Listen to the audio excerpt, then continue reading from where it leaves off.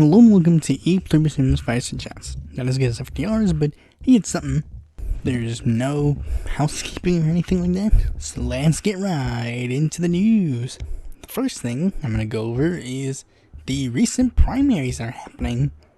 You see, currently, as I'm recording this, we have had primaries, not presidential primaries because that's irrelevant anyways, but lower level primaries for other offices in Arizona, Kansas, Michigan, Missouri, Washington, and Tennessee. And I'm recording this on August 8th, which is the day Hawaii's going to hold their primaries, but those ones aren't relevant. There are people I was endorsing in a couple of these races, and some that I weren't that are pretty cool. So let's go over them. First, let's start out with the bad news. The losers. As you can see, there are many people who lost. Eva Putsova lost, Anita Malik lost, Rebecca Parson, Jason Cole, they all lost. There was a candidate in the Tennessee Senate race named Robin Kimbrough Hayes. She was a pretty good candidate. She lost the race. Joshua Collins, who was a progressive favorite for a while, lost his race. And lastly, the least surprising loss of them all, Brian Matlock lost his primary for Kansas Senator, which, as a Republican Socialist, that's kind of a no-brainer. Joshua, his loss, he's actually trying to take, some responsibility for his loss. And I had some arguments with my mutuals about, why I was endorsing him in the race originally. Well, you see, he was in the race first, and he was the one who actually managed to chase the incumbent away. His primary challenge was what pushed the incumbent away, and I guarantee you, if Collins didn't have that last minute of, Essential Workers Party debacle, he could have won, because he chased the incumbent away, he was the biggest challenger, and he would have done well. And I criticized him for doing the Essential Workers Party thing, but not because he went third party. That, of course, did have some factor, I guess. Because some people who were adamantly oh, I'm going to vote for a Democrat, now all of a sudden they're not voting for Democrats, so maybe he scared off some normie Democrat vote. But he could have used his third-party run to, do something else. He could have tried to build up the Green Party of Washington State. He could have tried to make Socialist Alternative a more viable viable party. Or this is, around the time where the People's Party is trying to actually do something. Maybe he could try and make the People's Party a viable candidacy. Try to build that up. But no, he went in the Essential Workers Party, and then he also said, I have depression and autism, and that kind of made him, doubt some stuff and question some things, and, and apparently Collins is, going to give up the whole political game altogether, and it's well, I wish you the best, Josh.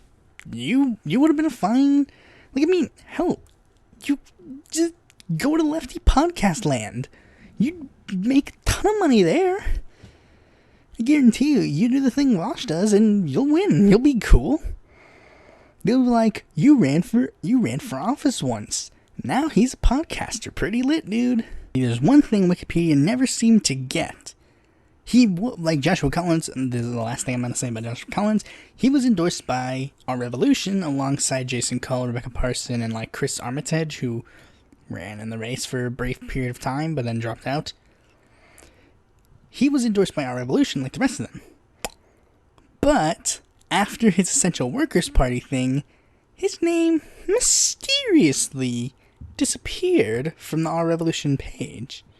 Because Our Revolution, I don't know if it's an official rule or an unspoken rule, that Our Revolution, for the most part, will endorse and run with Democrats, at least on the national stage. The only non-Democrat they'd endorse is Bernie when he runs for Senate. That's pretty much the only one that they'd endorse.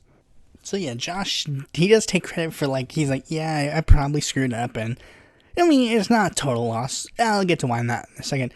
Now we're going to talk about the wins, because there were quite a few amount of wins. First, we're gonna rank them the lowest ones. I wasn't endorsing John Hoadley, but John Hoadley seems like a pretty good candidate. He's endorsed by quite a few progressive groups, Progressive Caucus, Justice Democrats, I think, No, I think he's endorsed by brand new Congress, not just the Democrats. He's endorsed by like a decent amount of like lefty Congress people. You know, he did fine. He did fine. He won, and this is a potentially flippable seat. So, you know, he's a progressive gay guy. So this is a good choice. Back to Joshua Collins' run, there was another candidate in the race named Beth Doglio. She's endorsed by like Bernie, AOC, and like a couple of these groups. Like, I think she was endorsed by some big group. I think it was the Progressive Caucus. Yeah, I think it was the caucus. You know, she's similar to Georgette Gomez and Josie Caballero. You know, Caballero and Collins, they're like, these are like we all in this open primary like place, we all rally behind them. Or like Allison Hartson or David Hildebrand, we rally behind those guys in the open primary. And then when it's time to get to the final two, we get the runoff progressive. They're progressive. I'm not going to claim Beth Doglio's not a progressive. Because, you know, she seemed like Bernie endorsed her, so seems fine. I mean, Bernie endorsed her in a primary. That's a bigger thing. If you endorse her in a general election, I mean, you know, Bernie's endorsed some people who are like in the general election, like, hey, yeah, we gotta rally up support behind these guys. I mean, he usually does it for good people there as well, but like, yeah, but Doglio, she seems fine, and I'm endorsing her for the runoff, like Gomez, even though Caballero seems to really want to endorse Sarah Jacobs, which is, no. Then the incumbents that were for re-election, Pramila Jayapal, she won easily, and Rashida Tlaib also won pretty easily. She won 2 times what her opponent Brenda Jones got. And Brenda Jones did terribly. Because Brenda Jones was the person who was in this seat before Tlaib. They were thinking, like, the media was saying, like, oh, this is a big challenge to Tlaib, and she's going to do, like, and, I mean, I was thinking, like, maybe this could be a toughie. I mean, I'm not saying she's gonna lose, but I'm just saying, you know, maybe she's the only member of the squad we gotta, you know, actually pay attention to and do a little hard work for. But nah, she did fine. And this helps me in the idea, like, you know, Ilhan Omar. Ilhan Omar is the last test, because this one does seem like a little bit slightly, you know, I mean, I'm not saying I'm worried that she'll lose. I don't think she will. But I mean, I'm just saying, this will be slightly Tlaib-ish, but not completely. Jared Polis is coming out of the woodwork to support, you know, like, there are people who are actually, like, prominent people that are actually supporting him. Like, there was no one, I mean, Antoine Mo, whatever, the guy who's trying to run against Ilhan Omar.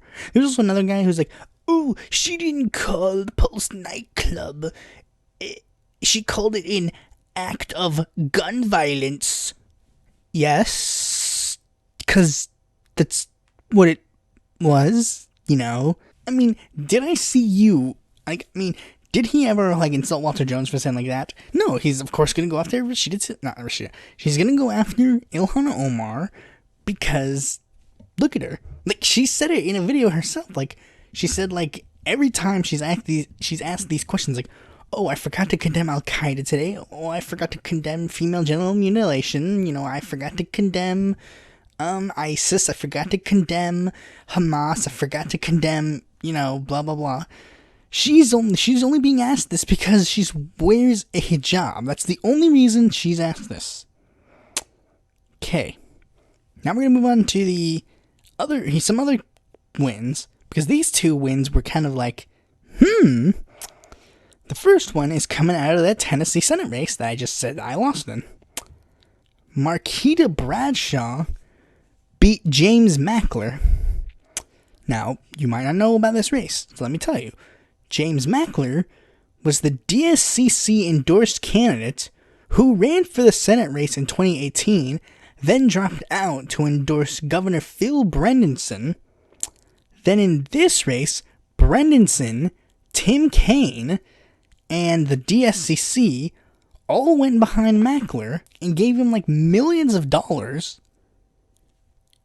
And here's the kicker. He lost, not just lost to her, Robin beat him too. He came in third. And she, Marquita, raised like $8,000.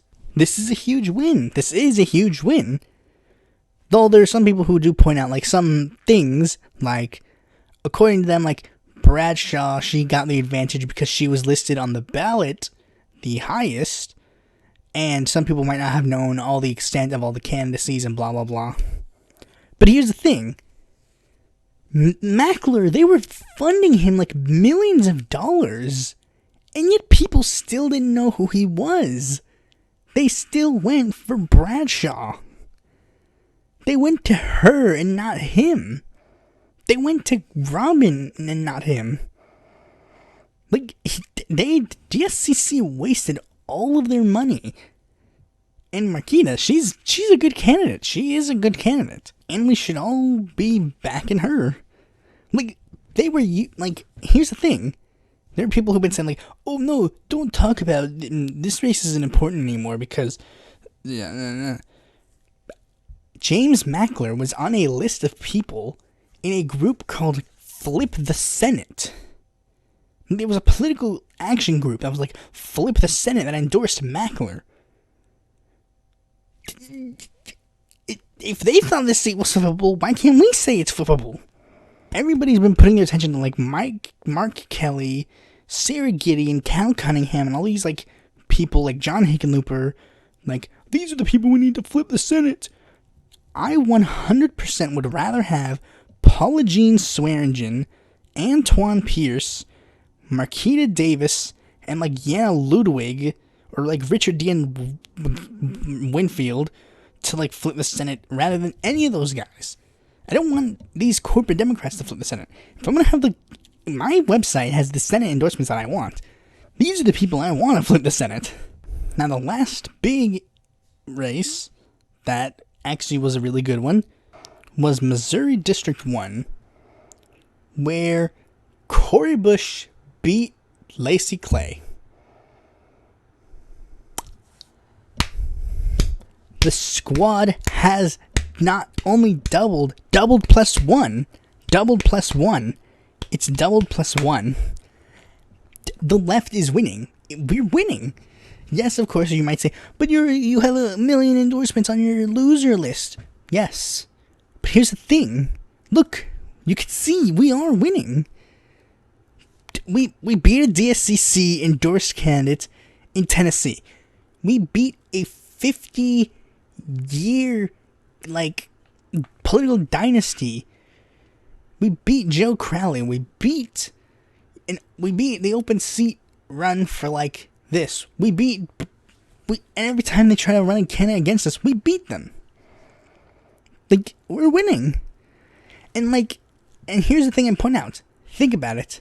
Think about the good position that we're going to be in 2020. In 2020, here's the most likely scenario that's going to happen in 2020. Like, I guarantee you, if I had faith that Joe Biden was pushable, this would make me really, really happy. He might be slightly pushable, but I don't know how pushable he will be. But think about this. In the 117th Congress, we are going to have Ro Khanna, Barbara Lee, AOC, Ilhan Omar, Rashida Tlaib, Cori Bush, Jamal Bowman, Teresa Liga Fernandez, Marie Newman, Mondaire Jones, Mark Pocan, Chuy Garcia. We're going to have, like, all of these lefties in the House of Representatives to, like, they could form a bloc if they so desired. They could do it, and it would be amazing. This is the time. The Blue Dogs and the Problem Solvers, they always threaten, like, every time, like, there's, like, this big thing, they always make this big spiel. It's time for the left to do that. Lefties in Congress, you need to get together. You need to form that left bloc. You need to do it now. Call these guys up. They're ready. They're speaking truth to power. And I don't give a shit about any of these people on the left that are like, ooh, Jamal Bowman said that he would work with Joe Biden. Pff, shut up. You idiots. This is literally what they are being elected to do. He literally just said on a Bernie Sanders stream, he literally said, Bernie, if they didn't rig it against you this time, you'd be the nominee right now. Yeah, he sounds like he's bootlicking to Joe Biden all the time, buddies. You morons. We're winning, and you're still trying to find a way to complain. We're winning, you fools. Left is gonna be in a good place come 2021. We're gonna have some huge bargaining power, regardless of who the president is. They're gonna be fighting, and this is gonna be good. It'll be this will be setting the stage up for 2024 pretty big bad. Because I guarantee you, it's gonna lead to this huge spiel. The left is gonna get reinvigorated. Everyone's gonna get, especially considering, also the People's Party is trying to get up on the ground. The left is gonna get into a huge spiel. They're gonna get into this huge thing. We're winning, and it might not look at it. It might be slow to get to the curb, but we're getting there. Okay. Speaking of the left winning, now let's talk about a thing about the left losing. We were just talking about goods, now let's talk about some bads. The 2020 election and the Democratic Convention. They've announced some people who will be heading into the convention. Speaking slots have been, there are going to be 4 nights, there are going to be some speaking slots. There's some figures that are going to be there, obviously, to speak. The Clintons, Elizabeth Warren, Kamala Harris, Jill Biden, Bernie Sanders, and John Kasich. Bernie and Kasich are apparently going to speak on the same day to, show people, we have this huge, broad anti-Trump coalition. We have the moderate Republicans, and we have the far-left socialists. We're all uniting against Trump. Biggest thing people have been pointing out, though, is this. What about AOC? Where did AOC go? Why isn't she being talked about as any speaking role?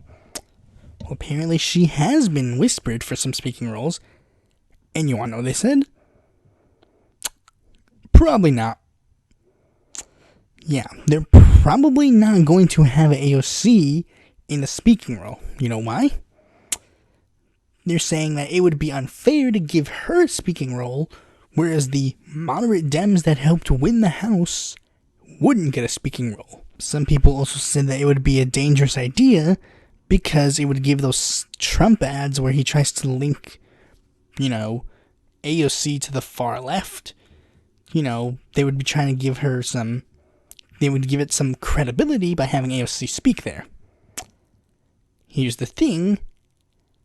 Nobody cares. AOC is one of the most well-known and popular politicians in the United States right now. Why is she not getting a speaking role? Well, of course they don't want her there. They've done this before, and they'll do it again. They want the people who will be a little bit more angry and a little bit more anti-Democrat, in certain regards, to not be there. Now, many people online left are trying to pretend that she's a, bootlicker, but I don't really see it. I still don't see it. I don't understand why anybody says this, other than to get clicks, and to be cool, and to get Jimmy Dore's approval, and be like, yeah, Tulsi Gabbard. But it's just another nail in the coffin to be like, why do you think I should support this, fools? Anyways, the next story is, of course, more talks about Mexico. See, because I've been really trying to get this whole notion that everybody should be worried about the regime change, the imminent regime change going on in Mexico. Here's the thing. Here's another article that I think kind of proves my point. The article is titled, Lopez Obrador offers dark hint for his energy plan. Now, what is this dark hint, you may ask? His dark hint is reversing Mexico's energy sector reforms that were brought on during 2013. Why are these energy reforms, you may ask?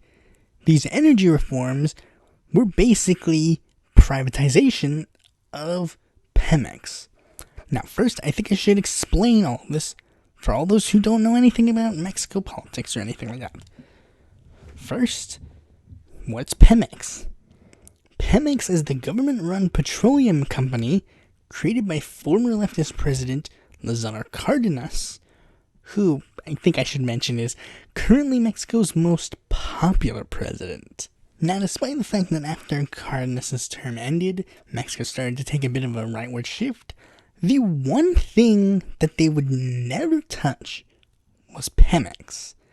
Because Pemex and the nationalized oil industry, Mexicans didn't mind it. They liked it. You couldn't price gouge gas prices because government made it affordable and people could buy it easily. It wasn't touched until the 2012 election, when Enrique Peña Nieto entered the scene and announced plans that would partially privatize Pemex and allow oil companies to make deals with Pemex in order to, introduce the whole thing. It's the whole conservative and, neoliberal talking point of if we introduce more competitors, the prices will go down. And then he appointed Emilio Lozoya to be the new leader of Pemex. Here's the thing about Lozoya.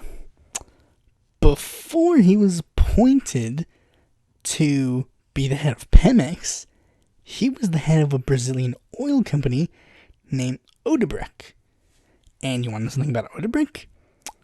Odebrecht and Lozoya were huge funders of the Nieto campaign during 2012.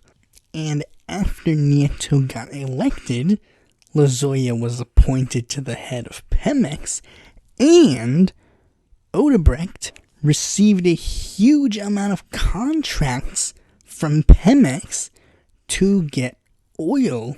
Now, after Lozoya was caught, he resigned from the head of Pemex, but the reforms are still there. So, Pemex is still partially privatized, and AMLO stated that if he doesn't see any actually good things that this is done, he's going to get rid of them. Now, investors are freaked out, but no one else is, because here's the thing.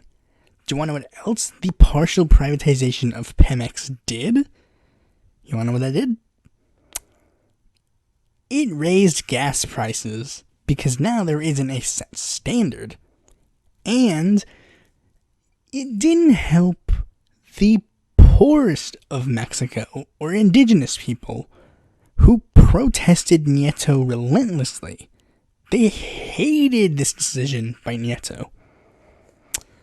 But do you know who's on the side of the protesters? AMLO.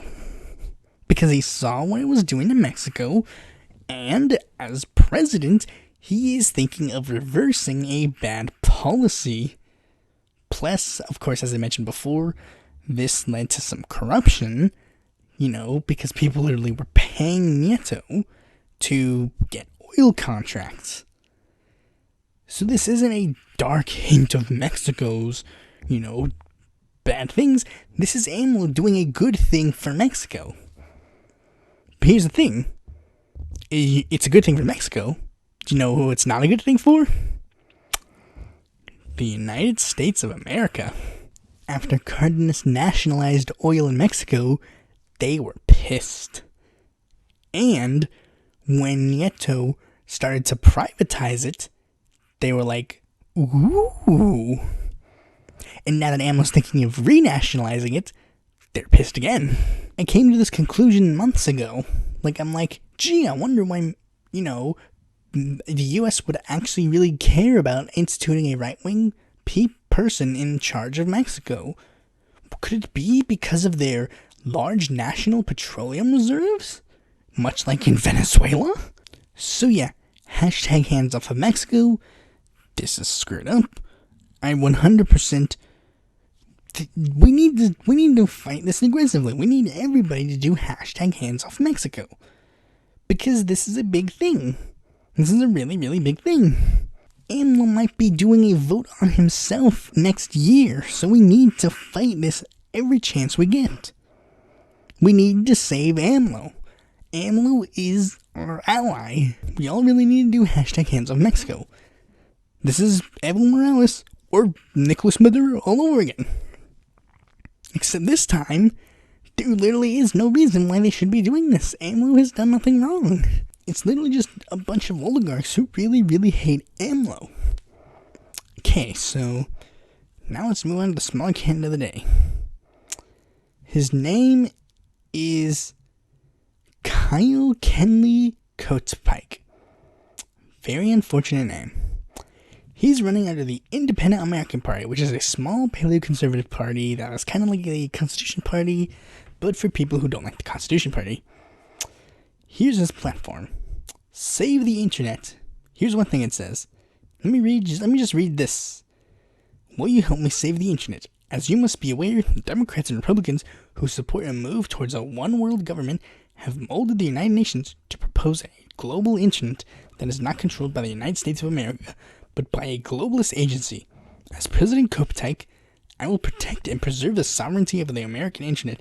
If you support a free internet, then please donate today and help in our cause with ballot access signatures. There is no other way to save our internet. The globalist agency control of the internet will lead to brutal censorship and many great alternative American news media websites. Please help me save the internet.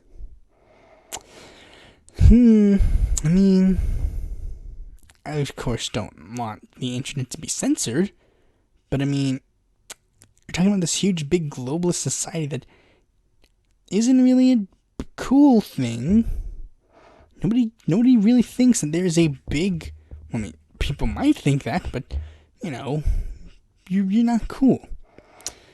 That's pretty much all I gotta say about him. He's just like your average paleocon and stuff. Okay, now that all that's out of the way, time for the main topic of this video.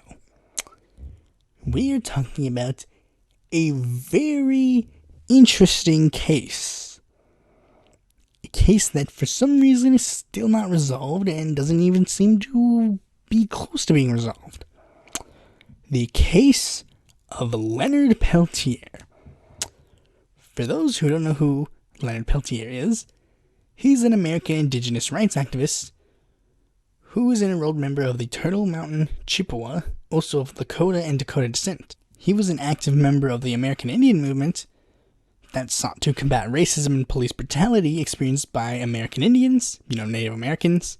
He's also run for president in 2004 under the Peace and Freedom Party banner, and was briefly Gloria LaRiva's running mate in 2020. He seems like an interesting guy. It seems like really cool, and, leftist, he's pretty based. But there's one more thing about Leonard Peltier that's interesting. I can't remember what it was. Oh yeah! The fact that he is serving currently 2 life sentences in jail. Now, as you can see by the title of this video, I don't necessarily think that he deserves to be in there. Now, I guarantee you a lot of people might not know about this case, so I'm going to do my best to try and go over what this case is and give you reasons on why he should, quote-unquote, be there and why he shouldn't be there. I hope at the end of the video you're going to see, why this hashtag title is really worth being there. First, we're going to start off just talking a little bit about his career in activism. In 1965, he was relocated to Seattle, and he worked as a welder and was a co-owner of a, auto shop. And it was around the 60s and 70s when he started getting involved in Native American civil rights, because, that was one of the big civil rights things that was going on. There was civil rights for African Americans, gay people, many left groups, Native Americans, all these groups that were going around. And given the fact that he's a Native American, he chose Native American issues because those were the issues that he faced on against the most. It was around that time when he started realizing there was some sectional differences. The elected tribal leader, Richard Wilson, many of the people in the Aim and the Lakota tribes, they weren't necessarily in favor of him. There was a 71-day siege called the Wounded Knee Incident, where they demanded the resignation of Wilson.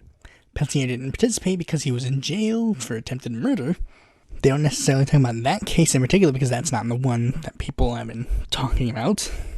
A couple years later, he was traveling to Pine Ridge Indian Reservation as a member of AIM to try to reduce continuing violence among the political opponents, while also being a fugitive, with a warrant issued for him in Milwaukee, and he was charged with unlawful flight to avoid persecution in the attempted murder of an off-duty Milwaukee police officer, which he was acquitted of.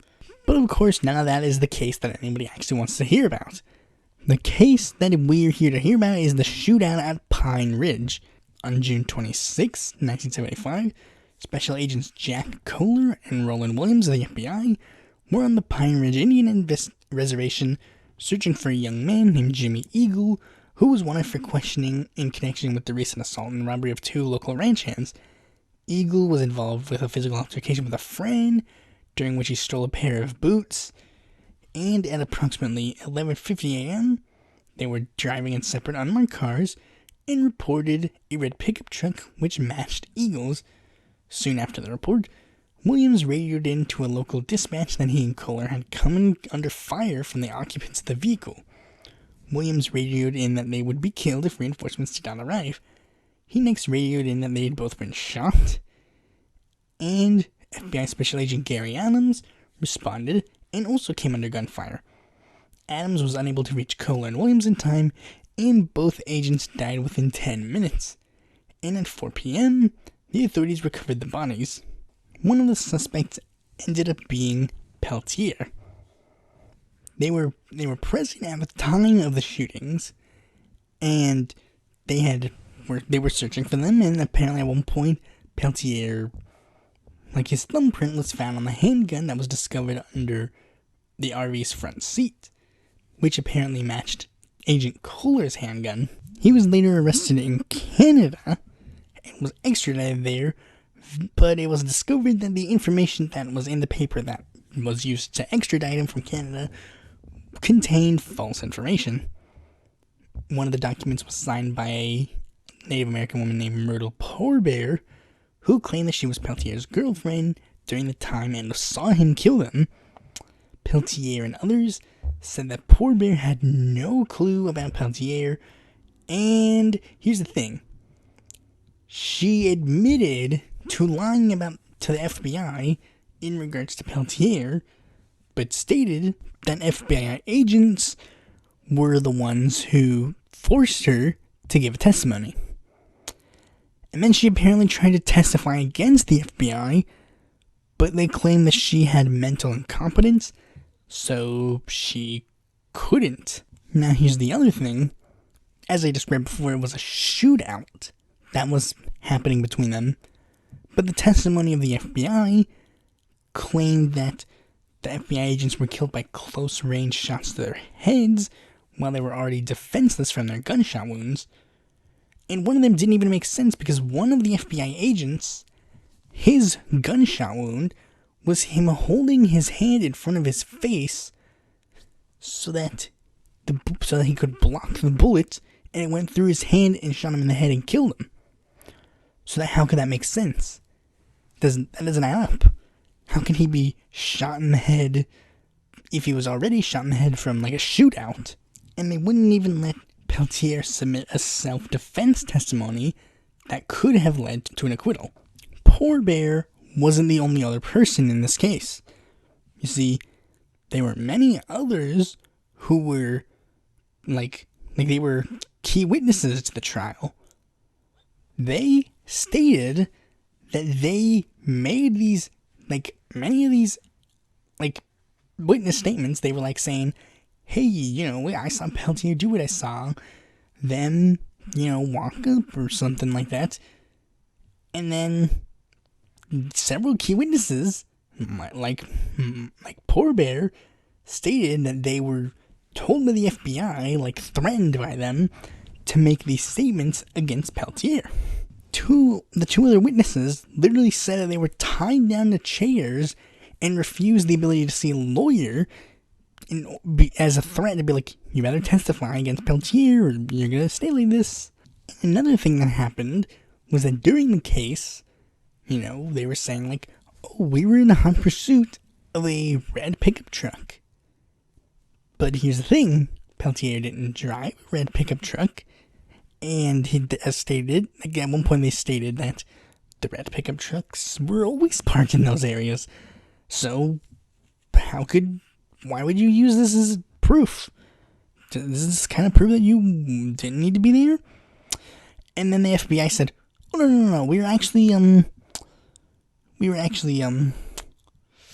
looking for a car that was white with some orange on it. And then Peltier's like, wait, hold on. You only said this after you arrested me. Yeah, what a convenient thing. Whoops. Like, they changed it, and then pretty soon afterwards, the FBI, so how can this be used as evidence? What? They were also, it was also claimed that AR-15 was used to kill the agents, and a ton of AR-15s were found in the area, but there was no cartridge cases or evidence that could be, justified in this, because the AR-15 was claimed to be Peltier's, and they're like, hey, hold on, there was really no evidence for that. So yeah, as you can see, the evidence doesn't really seem to be adding up to Peltier. Now here's the thing, a lot of that, fuckery and all this stuff, many people were like, wait, why would they want to keep Peltier in there? Many people immediately were like, oh wait, it's because he's an AIM activist. He's a socialist. He's this lefty. That's why they want to keep him in there. He's a left-wing activist. He's a political prisoner. Granted, there was at one point where he apparently did escape from prison, but they just sentenced him to 5 years, 2 years, for 2 different things that he did. One of the things was he escaping, obviously, and then the other thing was that he apparently got a gun when he escaped. But here's the thing, he was, they justified that he's a political prisoner. And they tried to get him to be, a lot of people were trying to get him free. Many famous people, Nelson Mandela, Desmond Tutu, Jesse Jackson, Tenzin Gyatso, Roberto Menchu, Mother Teresa, the UN High Commissioner of Human Rights, the UN Group on Indigenous Populations, the European Parliament, the Belgian Parliament, the Italian Parliament, the International Federation of Human Rights, Amnesty International, the Kennedy Memorial Center for Human Rights, Committee of Concerned Scientists, National Lawyers Guild, American Association of Jurists. They've all tried to propose, free Leonard Peltier. He should be free. Of course, the PFP and PSL have also rallied for this.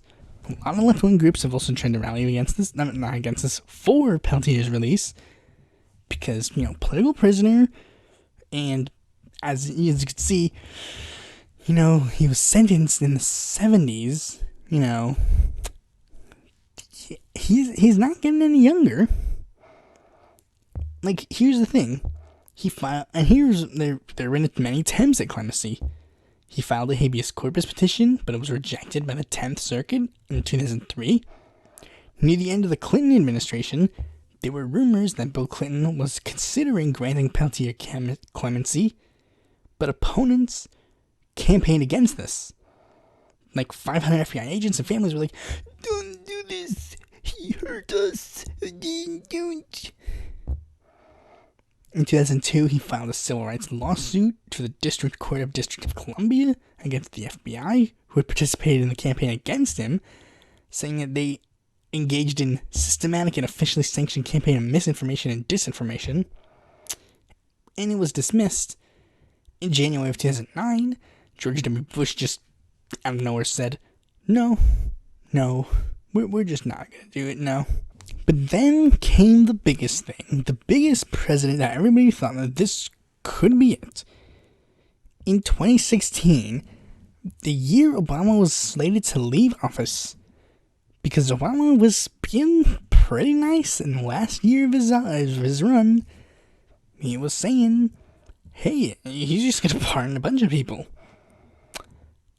Peltier's attorney decided to use this opportunity to file a clemency application with the White House. And his supporters organized a very large campaign to try and convince Obama to commute Peltier's sentence. And even Pope Francis got involved, saying, yeah, let him go. They waited and waited and waited. And then 2 days before Obama left office, he said, no, I'm not letting you get, you're not getting out.